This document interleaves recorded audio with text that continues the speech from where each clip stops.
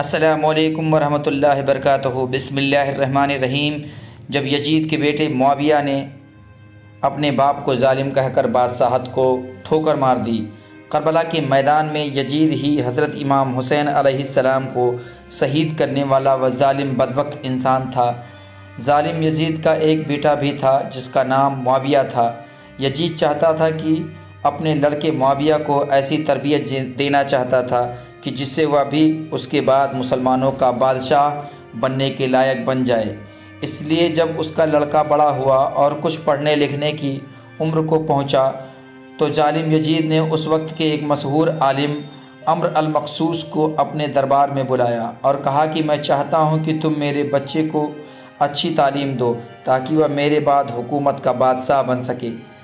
यह मशहूर आलिम हज़रत अम्र अल-मखसूस प्यारे आका हुजूर पाक सल्लल्लाहु ताला अलैहि वसल्लम और आपके ख़ानदान वालों से बहुत मोहब्बत करते थे और ये यजीद के जुल्म व सितम की वजह से उससे बहुत नफ़रत करते थे। लेकिन जालिम यजीद को इस बारे में कोई खबर नहीं थी, इसलिए उसने अपने लड़के मुआविया को इतने बड़े आलिम के हवाले कर दिया ताकि बेटे की अच्छी तरह तरबियत हो सके और वह इल्म हासिल कर सके। उस उस्ताद ने जालिम यजीद के लड़के मुआविया को कुरान व हदीस की अच्छी तालीम दी और फिर उसे अहले बैत और हुजूर पाक सल्लल्लाहु ताला अलैहि वसल्लम की मोहब्बत के बारे में बताया और फिर बनु उमैया की जालिम हुकूमतों के करतूत बताए कि कैसे उन लोगों ने अहले बैत के लोगों को परेशान किया और दुनिया की छोटी सी हुकूमत पाने के लिए नबी के ख़ानदान वालों तक को शहीद कर दिया। उस्ताद की पाकीज़ा तालीम और अच्छी तरबियत की वजह से जालिम यजीद के इस बेटे मुआविया के अंदर अहले बैत की मोहब्बत पैदा हो गई और उसने अपने ख़ानदान वालों के उन करतूत से नफ़रत होने लगी जो उन्होंने अहले बैत के साथ जुल्म किए थे। आखिरकार जब यजीद का बेटा मुआविया 18 साल का हुआ तो करबला का दर्दनाक वाक़या भी पेश आया कि जिसमें यजीद ने जुल्म व सितम की इंतहा ही पार कर दी। जालिम यजीद ही के इशारे पर करबला में हज़रत इमाम हुसैन अलैहिस्सलाम का सर काटा गया और फिर अहले बैत की बेहुरमती की गई। यह सभी बातें यजीद के बेटे मुआविया की आंखों के सामने गुजरती थीं और यह सब देखकर उसे अपने बाप यजीद से नफ़रत होने लगी थी, लेकिन इस बारे में यजीद को अभी तक कोई खबर नहीं थी। आखिरकार जब 63 हिजरी में जालिम यजीद पर अल्लाह का अजाब आया और वह एक भयानक बीमारी में मुब्तला हुआ कि पेट की ऐसी बीमारी हुई जिसमें उसकी आंतें सड़ने लगी और पेट में ऐसा दर्द उठता कि वह कुत्तों की तरह महल में चिल्लाता फिरता था।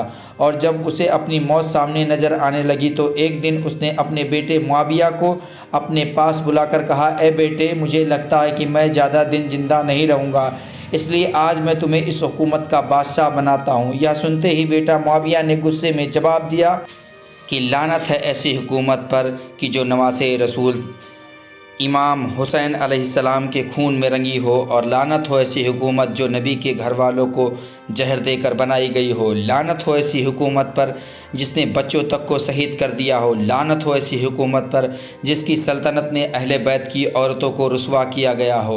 मैं ऐसी हुकूमत को ठोकर मारता हूँ। बेटे का ऐसा जवाब सुनकर जालिम यजीद के तो होश उड़ गए और अपने बेटे मुआविया को डांटते हुए कहने लगा, ए मुआविया, तुझे खबर भी है कि तू ये क्या बोल रहा है? बेटा मुआविया ने जवाब दिया कि हाँ, मैं अपने होशो हवास में यह बातें कर रहा हूँ। मुझे ऐसी हुकूमत बिल्कुल भी नहीं चाहिए कि जो पाकीज़ा लोगों के खून में से रंगी हो। इतना कहकर मुआविया कमरे से बाहर निकल गया। बाप बेटे के दरमियान इस गुफ्तगू के बारे में और कोई भी नहीं जानता था और इत्तेफाक की उसी दिन शाम को जालिम यजीद की दर्दनाक मौत हो गई। अगले दिन सुबह महल के सारे वज़ीर यजीद के बेटे मुआविया से कहने लगे कि आप हुकूमत की बागडोर संभालें। यजीद के ज़माने में इस्लामी हुकूमत इतना ज़्यादा फैल चुकी थी कि लिखने वालों ने लिखा है कि दुनिया पर मुसलमानों की हुकूमत का बोलबाला था और बड़े बड़े बादशाह इस्लामी हुकूमत के नाम से कांपते थे। यजीद की मौत के बाद बेटे मुआविया के पास एक बहुत सुनहरा मौका था, क्योंकि अभी उसकी उम्र सिर्फ 20 साल की थी और 20 साल की उम्र में से जवानी की शुरुआत होती है। अगर वह चाहता तो हुकूमत की बागडोर संभाल कर अपनी मरमर्जी ज़िंदगी गुजार सकता था। अपने हुक्म पर सारे वज़ीर दौड़ दौड़ कर काम करते, उसके हुक्म के साथ सारे फ़ौजी जलते चलते और तमाम मुसलमानों पर उसका कब्जा हासिल होता। लेकिन यजीद के बेटे मुआविया ने सभी चीज़ों को ठुकरा दिया, क्योंकि उसने उस्ताद ने इस लड़के के अंदर अहले बैत की मोहब्बत बेहद पैदा कर दी थी कि जिसकी वजह से उसने अपने बाप की जालिम हुकूमत का बादशाह बनते शर्माती थी। यजीद की मौत के बाद बेटे मुआविया ने वज़ीरों को बादशाह बनने से मना किया कि मैं इस जालिम हुकूमत का बादशाह नहीं बन सकता, और मुआविया रोने लगा।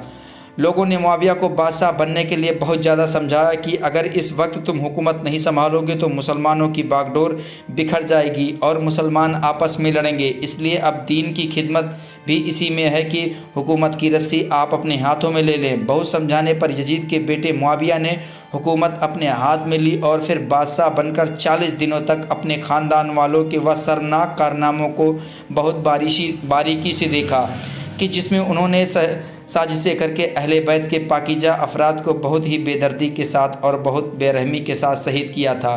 तो उन्हें देखकर मुआविया का दिल कांप उठता था। आखिरकार मजबूर होकर उसने फ़ैसला कर लिया कि मैं इस जालिम हुकूमत का बोझ ज़्यादा दिन अपने सर नहीं ले सकता। इसलिए 40 दिनों के बाद मुआविया ने सारे वज़ीर को मस्जिद में जमा किया और आम ऐलान करते हुए कहा कि मेरे पास अब 2 रास्ते हैं, या तो मैं इस जालिम हुकूमत का बोझ अपने सर लेकर अपने आखिरत बर्बाद कर लूं, या फिर ऐसी हुकूमत से मैं किनारा कर लूं और ऐसी हुकूमत को लात मार दूं।